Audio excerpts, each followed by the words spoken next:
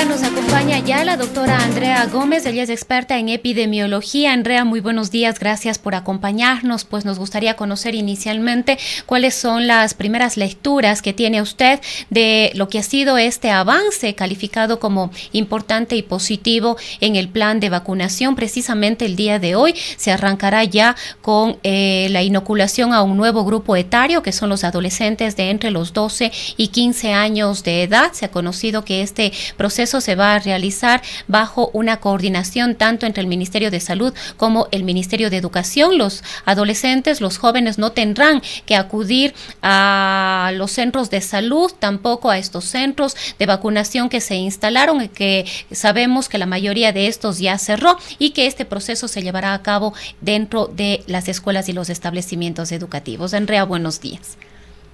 Días, muchas gracias por la invitación. Bueno, efectivamente, la vacunación ha avanzado de acuerdo a lo planificado y de acuerdo a lo previsto por parte del gobierno nacional. Me alegro mucho por el país, ha sido un gran avance, un trabajo conjunto entre varias instituciones y también el sector privado. Lo que se viene ahora, por una parte, es alcanzar tanto a quienes no se han vacunado, motivar también, sé que hay brigadas que se han organizado para poder llegar a los lugares en donde no se ha vacunado todavía, por una parte, y por otra avanzar también con los adolescentes, lo cual es un sector que, si bien tienen una baja probabilidad de desarrollar una enfermedad grave, todavía tienen una probabilidad, lo hemos visto en otros países lamentablemente, en donde la vacunación no ha avanzado de una manera más acelerada. En el caso de nuestro país, de los últimos lugares en vacunación, hemos ido avanzando por detrás de Uruguay, Chile en este momento, lo cual es muy positivo para el país. Sin embargo, hay que tomar en cuenta que como humanidad todavía estamos en riesgo mientras no se avance como mundo, como globo, ¿no?, en la vacunación. Todavía hay una probabilidad de nuevas variantes, mientras el virus siga circulando. Entonces debe ser un compromiso más bien de todos los gobiernos, no solamente dentro de un país u otro, sino de todos los gobiernos. Por otra parte, en el caso de nuestro país, todavía estamos en un 52% de personas vacunadas, todavía nos queda un camino por recorrer, todavía faltan personas por vacunarse y hay que conocer cuáles son las causas y qué es lo que sucede. Ahora, Andrea, precisamente hablando de esta nueva etapa de la vacunación que va a arrancar el día de hoy con los adolescentes de entre 12 y 15 años, se ha advertido, o se ha anunciado, mejor dicho, de parte del Ministerio de Salud, que se les colocará una sola dosis. Ahora aquí surgen múltiples inquietudes, sobre todo por parte de los padres y madres de familia. ¿Deben ellos firmar el consentimiento para una segunda dosis? Este anuncio que ha hecho el Ministerio de Salud tiene que ver con los resultados y las probabilidades de que los adolescentes puedan desarrollar una miocarditis o algún problema del corazón. Sin embargo, esto se ha contrastado con el número de vacunas y el número de casos, y entendemos y conocemos que los porcentajes son mínimos. También esto sería mínimo frente a las secuelas que podría dejar un caso de COVID-19 en un adolescente, que también conocemos que son varias las secuelas en caso de que alguno de ellos llegara a contagiarse. ¿Qué es lo que deben hacer los padres de familia? ¿Es recomendable la segunda dosis? ¿Es recomendable continuar o aceptar la recomendación del Ministerio de Salud? ¿Qué es lo que conocen ustedes como expertos? Bueno, hay que tomar en cuenta que en el caso de la miocarditis, pericarditis, han sido casos raros, y en países en donde la vacunación ha avanzado en un porcentaje más alto, como el caso de Estados Unidos, Uruguay, Chile, se ha colocado las dos dosis a este grupo etario. Sin embargo, lo que ha sucedido, por ejemplo, en Reino Unido, también en Estados Unidos, es que se han dado estos casos. Estos casos han sido muy bajos, han sido muy raros también. Sin embargo, en nuestro país se está analizando esta información, ojalá pronto se dé ya una recomendación definitiva. Sin embargo, el uso del permiso que firman los padres es necesario independientemente de si existe o no un efecto secundario que podría llamar la atención. Incluso nosotros lo firmamos cuando nos vacunamos, los padres de familia también deben dar su consentimiento, y es parte de la norma, ¿no? Al usar una vacuna, al vacunar, todos necesitamos firmar ese permiso. Ahora, en el caso de los padres que decidan esperar hasta que haya mayor evidencia para una segunda dosis, hacerlo dentro de los límites que recomienda en este caso la farmacéutica Pfizer, que son 21 días, 28 días, perdón. Y en el caso de que exista mayor información, por ejemplo, ya conocemos que en el caso de Chile se va a empezar a vacunar ya niños sobre los 6 años con la vacuna Sinovac. Es probable que en el caso de nuestro país tengamos también información a corto plazo. Esta vacuna también se colocará las 2 dosis dentro del país chileno, entonces podría ser también el caso de nuestro país acá en el caso de Ecuador. Sin embargo, lo que recomiendan Estados Unidos, la CDC, en el caso de Chile y en el caso de Uruguay, por ejemplo, es colocar las dosis completas a los adolescentes. Esperemos a ver qué sucede en el caso de Inglaterra, que es desde donde se ha tomado esta información, y qué sucede también dentro de nuestro país.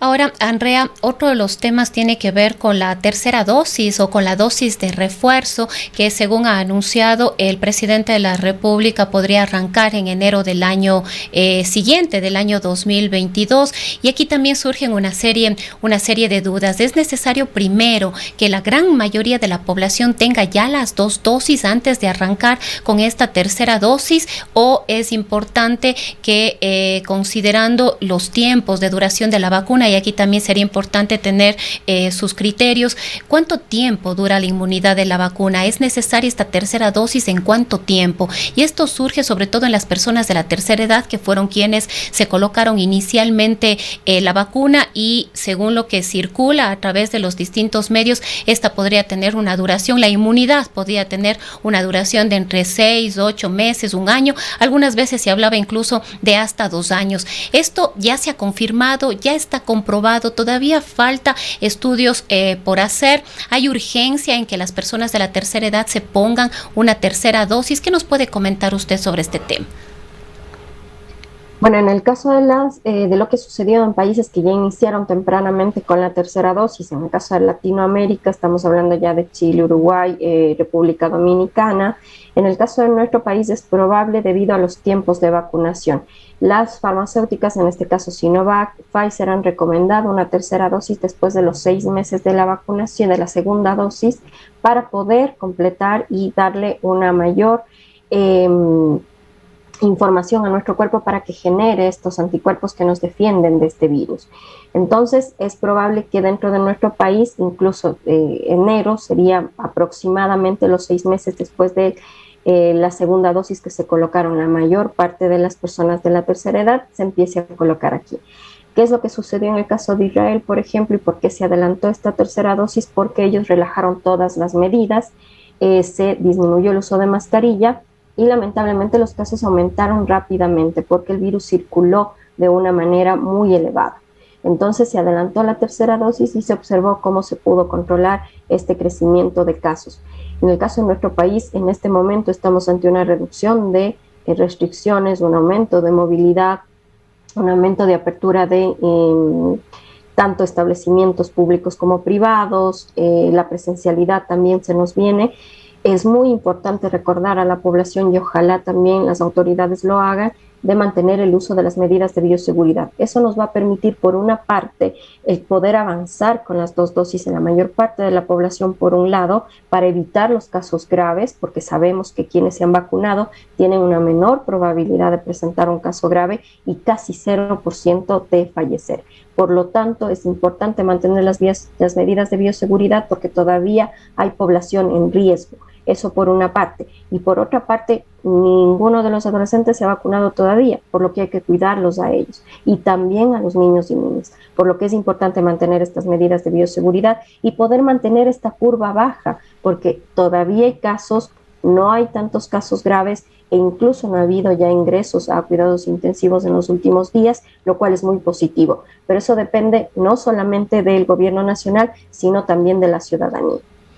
Ahora, Andrés, es indiscutible el efecto importante que ha tenido este proceso de vacunación, como usted mismo nos recuerda y dice, hay menos casos de contagios, hay menos casos de hospitalización, hay menos casos de ingresos a unidades de cuidados intensivos, pero hemos podido ver también en otras partes del mundo que efectivamente este ha sido el primer efecto de las vacunas, pero esto ha motivado, como está ocurriendo también en nuestro país, que se flexibilice una serie de medidas y que se empiece a tomar ciertas acciones que facilitan o motivan de alguna manera una mayor movilidad, el retorno presencial a las clases, que además es necesario que los niños vuelvan a clases, la restricción también de otras medidas con esta ordenanza, por ejemplo, aquí en la ciudad de Cuenca, que fue reformada y que permite ampliar los aforos y abrir otros espacios como bares, discotecas,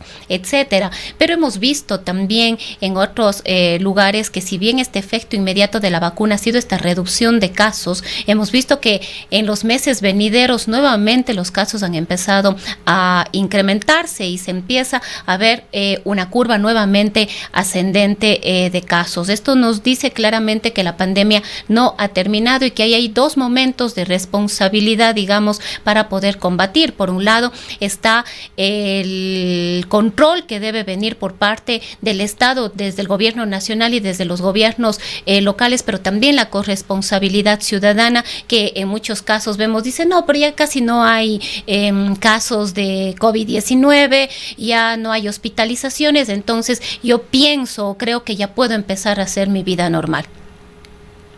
Efectivamente, hay una falsa sensación de seguridad que nos da también esta ventaja de las vacunas por una parte, pero y sin embargo pienso que estamos en un momento en el que ojalá ya el gobierno tome como prioridad el fortalecer el Sistema Nacional de Salud.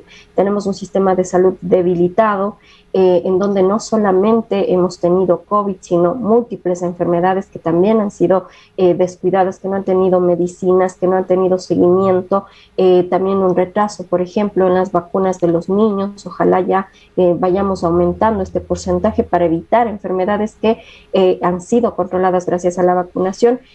Y es necesario que ojalá jóvenes, adultos, tomemos conciencia que nosotros también, al movilizarnos, al aumentar nuestras reuniones sociales, estamos también poniendo en riesgo a personas que no se han vacunado o a personas que tengan alguna enfermedad que impida que su sistema genere anticuerpos. Entonces, a cuidarnos, a cuidarme y a aportar para mantener esta curva en descenso, y ojalá en ningún momento volvamos a tener ese número tan alto de casos y una ocupación cercana al 100% que hemos mantenido casi durante toda la pandemia. Ahora, Andrea, otros elementos que también al parecer han sido descuidados, como son la necesidad, por ejemplo, de continuar haciendo pruebas y otros trabajos en otros niveles de investigación, como es esto de la secuenciación. Vemos que han surgido y hay nuevas cepas, la Delta, la Mu, que se dice ya que es la dominante en la provincia de Pichincha, aquí en nuestro país. Y mientras haya todavía personas que no se hayan vacunado y que puedan tener contacto con el virus, estas posibilidades de que se siga de que el virus siga mutando están ahí, están latentes, y por lo tanto estas otras medidas, más allá de la vacunación, hemos concentrado al parecer todos nuestros esfuerzos en la vacunación, y no estamos en contra de aquello, ha sido importante y necesario, pero hay otras medidas que también deben seguir siendo consideradas, como son estas. Definitivamente, aumentar la capacidad diagnóstica es clave, especialmente con nuevas variantes circulando. Esto, por un lado, no solamente las pruebas PCR, sino además la secuenciación genómica. Es necesario fortalecer tanto el Instituto Nacional de Salud Pública, pero además ese trabajo conjunto con las universidades para poder secuenciar la mayor cantidad de muestras. El 13% de las muestras que han sido analizadas a nivel nacional han mostrado que tienen la variante Mu, que ha mostrado que probablemente sea más transmisible que las anteriores, y además una preocupación es que pueda evitar el efecto positivo que tienen las vacunas, ¿no? Evitar este efecto de los anticuerpos. Esperemos que haya más información. Sin embargo, como comentaba, es necesario mantener las medidas de bioseguridad. Esta variante Mu ha sido una de las causantes de una nueva ola en el caso de Colombia, en el caso de nuestro país está circulando, y también tenemos la variante Delta, que gracias a las acciones tempranas que se realizaron de disminuir la movilidad y también una comunicación de lo que sucedía a nivel nacional, ayudó también a reducir este número que se estaba elevando de casos de la variante Delta. Sin embargo, y en este momento es muy clave, es cuando se tiene que aumentar la capacidad diagnóstica para poder evitar que hayan estos aumentos de casos, sobre todo en personas que no han sido vacunadas, en personas que no han recibido las dosis completas y también en personas que tengan alguna enfermedad que pueda agravar su estado en el caso de un contagio. Ninguna vacuna hasta el momento evita el contagio. Todavía podemos nosotros ser portadores, llevar el virus, no ser sintomáticos y contagiar a personas que puedan presentar una enfermedad grave, por lo que es importante el mantener las medidas de bioseguridad. Ahora, Andrea, hay una inquietud también que nos hacen llegar y que tiene que ver con el retorno a las aulas, y si bien va a empezar ya el proceso de vacunación el día de hoy a los chicos, a los adolescentes, nos dicen que en algunas instituciones se les ha obligado a los chicos a tener, hacerse una prueba de antígenos o una prueba PCR para el retorno a las clases. Y la pregunta es si esto realmente debería ser obligatorio. ¿Debemos obligar a los estudiantes, a las estudiantes que han optado por volver a las aulas a presentar una prueba, en este caso negativa, frente a la COVID-19? Pero además, como conversábamos en hace algunos días, me parece con el doctor David Acurio, decíamos, las pruebas no es que si me hago al inicio del año ya me olvido. Si vamos a hacer pruebas, estas tendrían que ser cada cierto tiempo. Si es que yo presento una prueba negativa el día de hoy, no quiere decir que mañana ya no tenga la posibilidad de haberme contagiado, por ejemplo. Definitivamente, en el caso de los protocolos que se han aprobado por parte del COE Nacional, muchas de las instituciones presentaron como parte de su protocolo la obligatoriedad de regresar al retorno a clases con una prueba PCR negativa o una prueba de antígenos. Este tipo de acciones realmente previene que haya casos y que puedan transmitirse dentro de la institución. Es un aporte por parte tanto de quienes son parte de las comunidades educativas.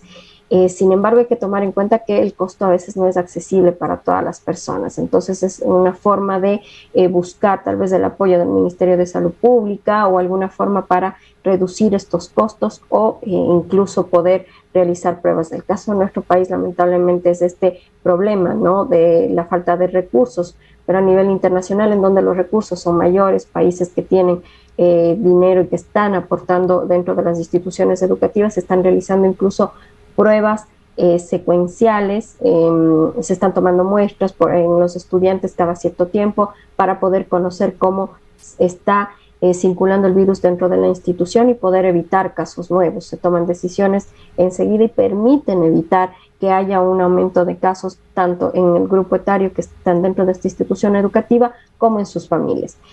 Pero sin embargo, y como comentaba, es parte ya de un protocolo que presenta cada institución, y cada institución debió haber comentado con su comunidad antes de enviarlos y también antes de que sea aprobado.